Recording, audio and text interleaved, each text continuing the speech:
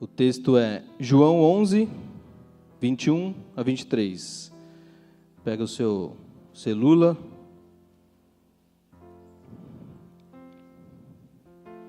João, Evangelho de João, né? 11, 21, 23. Diz assim: Disse Marta a Jesus: Senhor, se tu estivesses aqui, meu irmão não teria morrido. Ainda agora, porém, se é que tudo o que pedires a Deus, Ele te concederá. Disse Jesus: Teu irmão ressuscitará. Esse é um texto, acho que muito conhecido, né? Vocês certamente já ouviram essa parábola, né?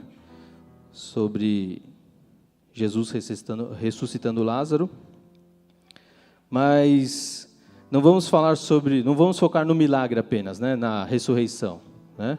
Vamos conversar um pouquinho sobre como essa família, como essas duas irmãs dele estavam aflitas e desejosas de que Deus visitasse ele e o curasse antes da sua morte. Legal? Lázaro, então, as suas irmãs Maria e Marta. Maria, a mesma que ungiu os pés de Jesus com os seus cabelos. Ou seja, a fé, ela tinha certeza daquele Salvador no dia que ela fez esse ato. E aqui no desenvolvimento desse texto, ela está completamente incrédula. Porque tanto ela quanto Marta falaram para Jesus assim: se você tivesse chegado antes, meu irmão não teria morrido. A mesma Maria que ungiu os pés de Jesus. A história conta que Jesus foi avisado que Lázaro, conhecido como amigo dele, estava doente e para morrer. E mesmo assim Jesus continuou a sua caminhada, o seu desenvolvimento da palavra, das suas, podemos chamar, cruzadas. E quando ele soube, né, pelos discípulos que ele estava só piorando, etc., ele disse a Marta esse texto, esse versículo: Teu irmão ressuscitará. Mas aí, como elas estavam completamente incrédulas, né? Pois ele já havia morrido. Porque a indagação delas é: se você tivesse chegado antes. Se você tivesse chegado antes. Ou seja, ele já estava morto. Já estava sepultado. E elas, mesmo assim, foram abordar Jesus, mas não acreditando que ele seria capaz de ressuscitar. Só foram reclamar, foram lá por ser, que a Bíblia mesmo diz que Jesus chama Lázaro de amigo e diz: meu amigo Lázaro apenas dorme, para os discípulos que foram avisar ele. Ou seja, Jesus tinha tudo sob controle. Tudo sob controle. Ele não estava desdenhando dessa dor das irmãs, ele não estava desfazendo daquela aflição, daquela necessidade, ele estava apenas cumprindo o papel dele, e ele também não estava falando: não, deixa morrer, que aí eu ressuscito, mais audiência para mim, né? Mais likes, mais joinhas. Aí alguém tira foto, registra isso, e eu continuo popular. Não foi nessa ótica. Jesus mesmo, ele diz assim: eu me alegro por sua causa, e que ele não estivesse lá para que possais crer, nós vamos até ele. Então os discípulos lá agoniados, avisando ele: Jesus, ele está piorando, Jesus, ele está piorando, Jesus, ele morreu. E o interessante é que Jesus, a palavra de Deus diz que ele ama esta família. Então, mais uma vez eu digo, ele não estava esperando o pior acontecer para reverter uma situação. E quando Ele disse para os discípulos, bom, então vamos. Ele se convenceu, se compadeceu daquela aflição deles, daquela dor, daquela necessidade, e falou, então vamos. E aí avisaram Marta e Maria. Aí Marta ficou animada, ficou esperançosa. Esperançosa porque Jesus ia visitá-la, não crente que ela teria o milagre, teria a necessidade dela atendida. Mas Maria, essa mesmo que ungiu os pés do Senhor com os cabelos, nem quis ir. Ela falou, não, deixa quieto, já é tarde demais. Tudo bem.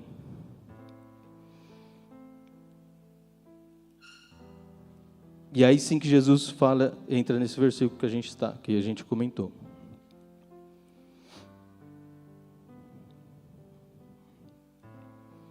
Quando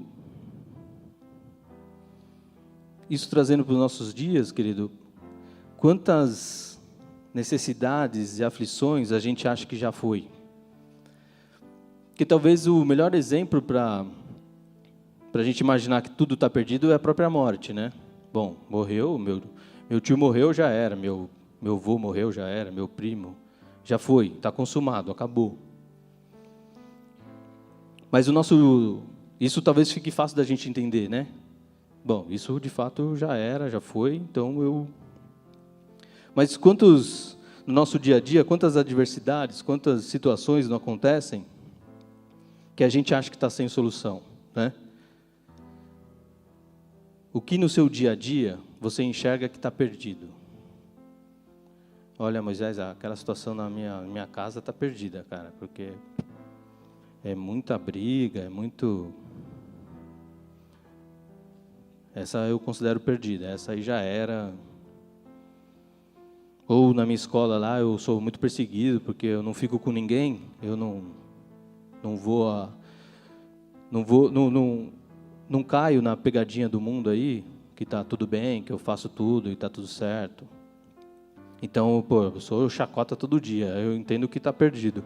Só não saio de lá porque eu preciso estudar, então eu vou concluir, mas eu vejo que esse cenário está perdido. Como é que eu vou falar de Jesus lá? Como é que eu vou ser usado? Esse eu entendo que está perdido, esse aí não tem mais solução. Mas eu digo para você o seguinte, você acredita em Deus, onde tudo é possível?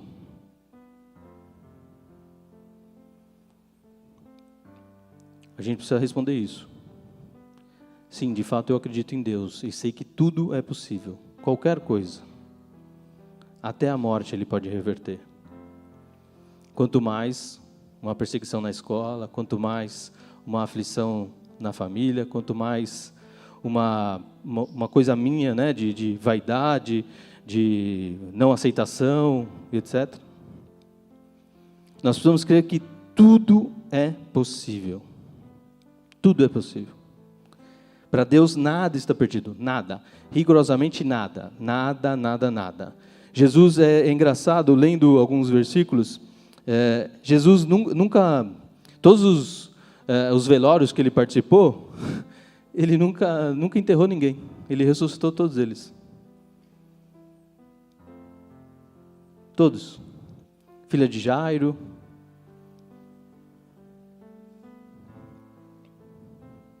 Todos. Ele não foi lá lamentar e falou, poxa vida, é mesmo, hein? Já foi, já era, realmente... Puxa vida, hein? Ô Marta, Maria, desculpa, hein? Não consegui chegar a tempo aí, desculpa, foi sem querer. No mesmo versículo, na mesma história, Deus diz o seguinte, Jesus vendo elas chorarem, e também vindo os judeus chorarem, quando vinham, comoveu-se profundamente. Comoveu-se profundamente. E perguntou para eles, onde o pusestes? Então Jesus chorou. Tamanha importância que ele dá aos amigos dele, tamanha importância que ele dá às situações, ele se comoveu e chorou.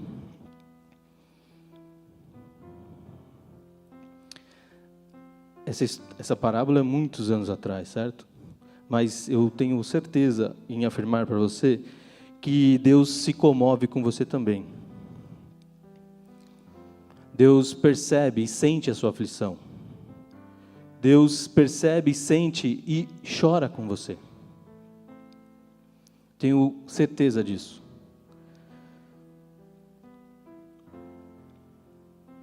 Se nós temos um relacionamento com Deus, de amizade, de intimidade, de certeza de conhecer aquilo que Ele tem para nós, diariamente ouvindo, falando, Deus certamente se importa com a sua e com a minha aflição, certamente. Não somos pessoas exclusivas para que não tenhamos problemas, aflições, necessidades, angústias.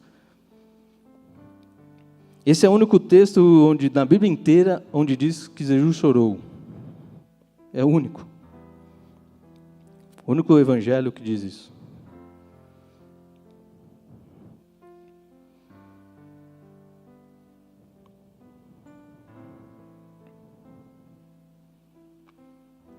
É importante, querido, que a gente compreenda. Isso é difícil. Esse compreender não é julgatório, assim, nossa, se eu não souber, meu Deus. Mas a prática cristã se resume a uma palavra: intimidade. Se eu sou íntimo de Deus, busco a Deus, quero mais de Deus, não sou religioso, não venho aqui ou não faço minha religiosidade diária, se de fato eu compreendo aquilo que Deus tem para mim, Ele vai se compadecer das nossas aflições. Eu não tenho dúvidas disso.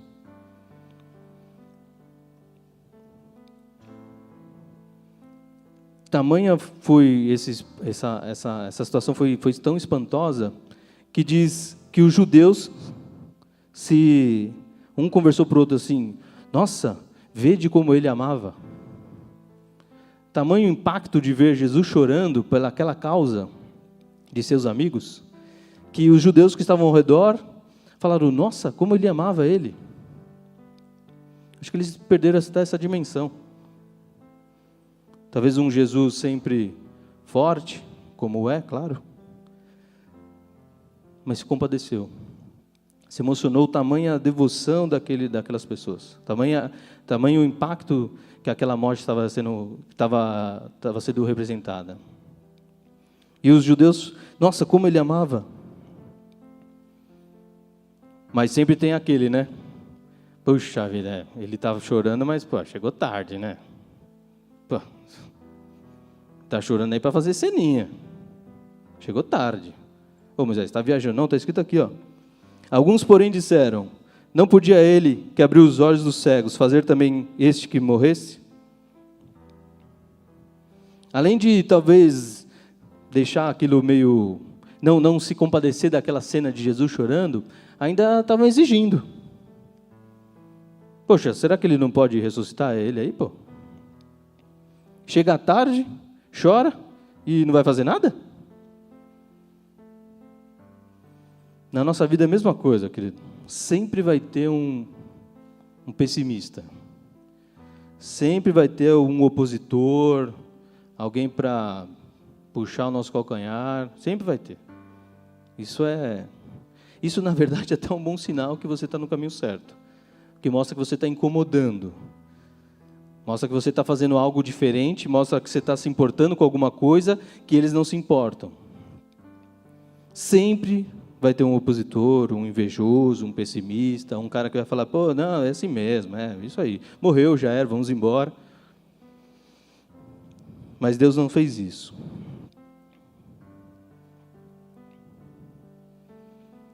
Ele foi até a pedra, né?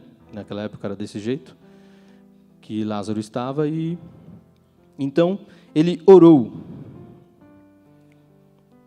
Ele sendo Deus aqui na terra em forma de humano, Jesus, portanto Jesus, orou. Pai, graças te dou porque me ouviste. Ele tem certeza que o Pai, Deus, vai ouvir ele. Certeza. Já estou dando graças porque o Senhor me ouve.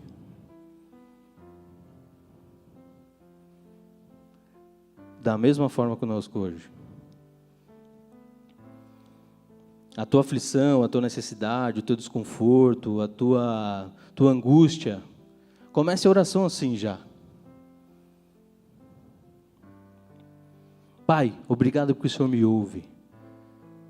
E coloca a necessidade diante dele.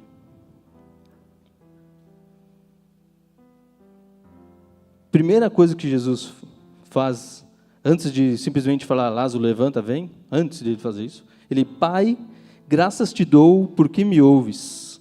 Isso é intimidade, querido. Isso é intimidade. Isso é tremendo, é um ensinamento maravilhoso para nós. Ele continua a oração. Eu sei que sempre me ouves, mas eu disse isso por causa da multidão que me rodeia, para que creiam que tu me enviaste.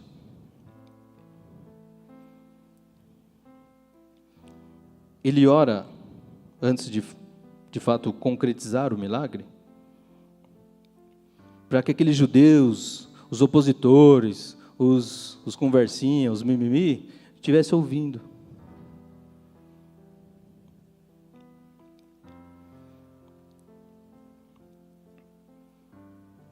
Então ele diz, tendo dito isso, Jesus bradou em alta voz, Lázaro, vem para fora.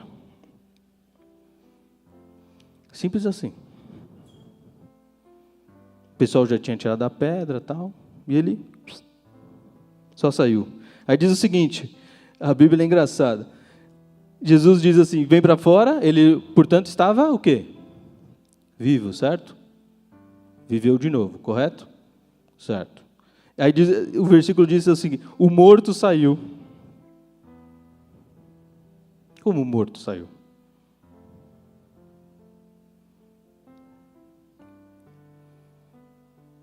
O morto saiu, tendo as mãos e os pés enfaixados e o rosto envolto num lenço. Jesus disse, desatai-o e deixai-o ir. Ao longo dessa história, a própria Marta e a própria Maria disseram para Jesus, Jesus, deixa para lá, ele já até cheira mal. Elas mesmas que são consideradas, a Bíblia diz que Deus ama a família dele. No versículo 5 diz, Jesus amava Marta, a irmã dela e Lázaro. Elas mesmas dizem ao Jesus no contexto, ele já cheira mal, deixa quieto.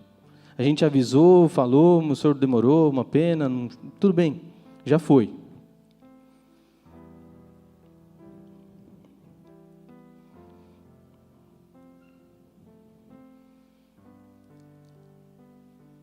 Vou repetir porque é importante. Maria, a mesma que ungiu os pés do Senhor. Porque às vezes a gente acha que só o problema do outro Deus resolve. Poxa, mas eu estou nessa aflição faz 5 meses, 10 meses, 1 ano. E lá o meu colega que eu fiquei sabendo, resolveu rapidão. Nós mesmos que somos também religiosos, que praticamos uma fé, a gente vem até aqui, ora, crê, canta. No nosso dia a dia a gente pratica a nossa fé. Só que aí quando vem um problema, uma dificuldade, a gente mesmo fala, essa Deus não consegue não. Essa aí não vai dar. Essa aí, se ele conseguir, essa aí ele não consegue não, essa aí não. Nem vou pedir, porque lá em casa mal quebra-pau, eu nem vou me atrever a pedir nada, que essa aí não, essa aí ele não consegue.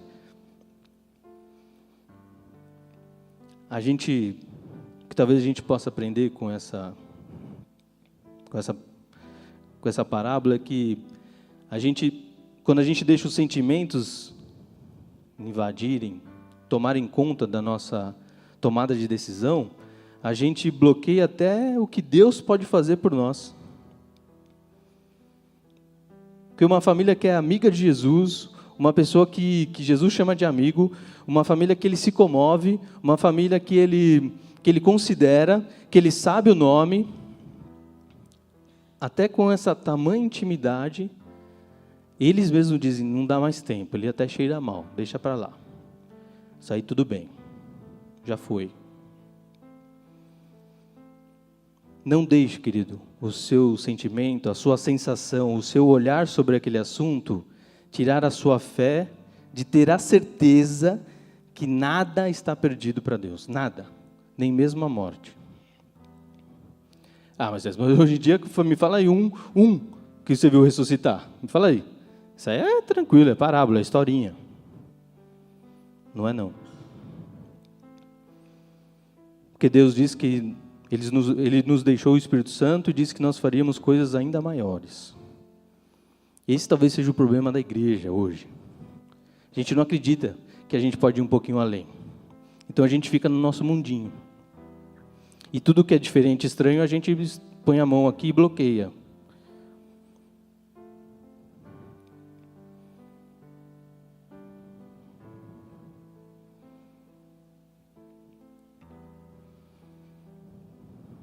Nós precisamos ter esta intimidade que Jesus falava com o Pai. E também a autoridade de falar para esse problema, para essa aflição, sai para fora. Sai, vai embora da minha vida. Jesus mesmo bradou aqui, tendo disso isso, Jesus clamou, bradou em alta voz, Lázaro, vem para fora. Nós temos a certeza que Deus é bom, grande, fiel, nada é impossível. Temos intimidade com Ele, tem autoridade, querido, tem autoridade. Tenha certeza que o seu clamor, que a sua voz vai derrotar esta aflição. Seja ela qual for, seja ela qual for. Aqui era uma morte, precisava ressuscitar alguém.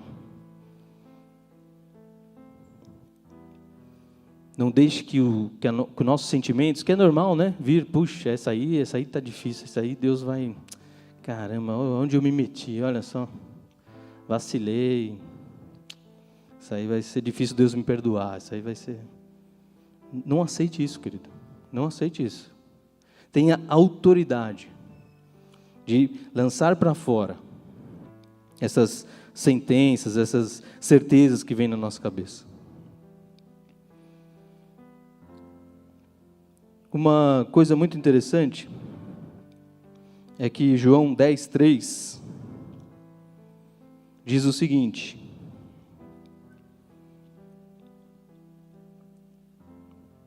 as ovelhas ouvem a sua voz, ele chama pelo nome e as leva para fora.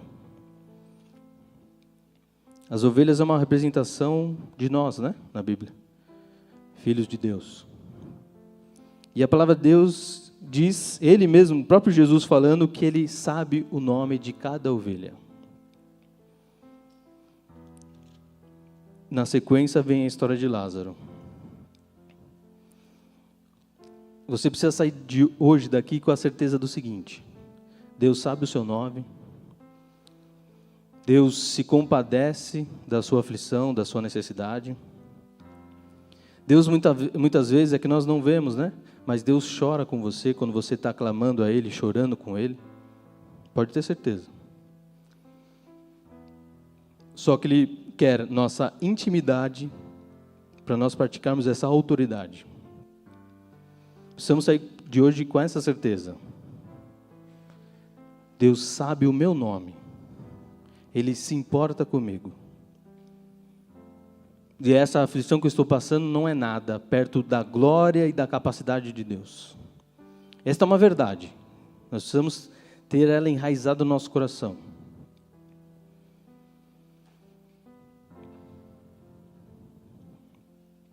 E eu concluo dizendo o seguinte: essa história, quando eu li essa história, me lembrou muito da história de Lázaro, de Jairo, né, da filha de Jairo também. Onde me remeteu a duas histórias, né? A filha de Jairo, que vocês também conhecem, né? Também estava... Jesus disse para eles, né, que ela estava dormindo, mas eles também estavam aflitos, porque ela já não respondia mais, né? E também a mulher do fluxo de sangue. Essas duas histórias me chamaram muita atenção, me fizeram relacionar com esse texto.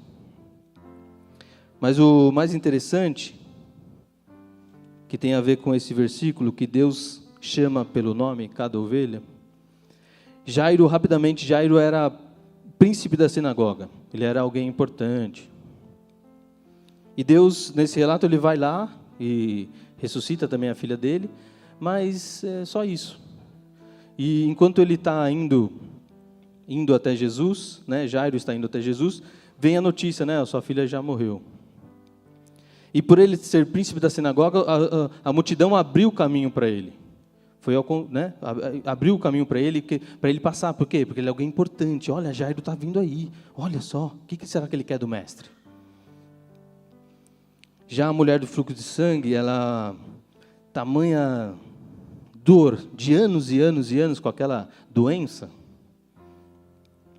ela não se importa mais e vê que tinha uma chance dela tocar. E ela pensa com ela assim, se eu apenas tocar, eu tenho certeza que eu vou ser liberta. E a multidão não a conhece, né, enfim, aquela coisa toda, e ela se esforça e apenas toca. E vocês conhecem a história, e Deus fala assim, quem me tocou? Porque de mim saiu o poder. E aí quando Jesus avista ela, ele chama ela de filha. Jairo é falado na Bíblia o príncipe da sinagoga. A mulher do fluxo de sangue, Deus chama de filha. Tamanha intimidade, tamanha necessidade que ela estava, tamanha aflição que ela estava, tamanha importância que ela dava àquele ato que ela estava pronta a fazer. E na nossa vida é a mesma coisa, querido. Você pode virar doutor de Harvard. Olha que legal. Você vai lá para a NASA estudar. Olha que show de bola. Quando você voltar para sua casa, no Natal, com seu pai, com sua mãe, ele vai te chamar e ela vai te chamar de filha. Não tem doutor, pastor, músico, pregador. Você quer ouvir o que de Jesus? Filha, filho ou doutor fulano de tal? A intimidade nos garante esse privilégio de ser chamado filha, filho.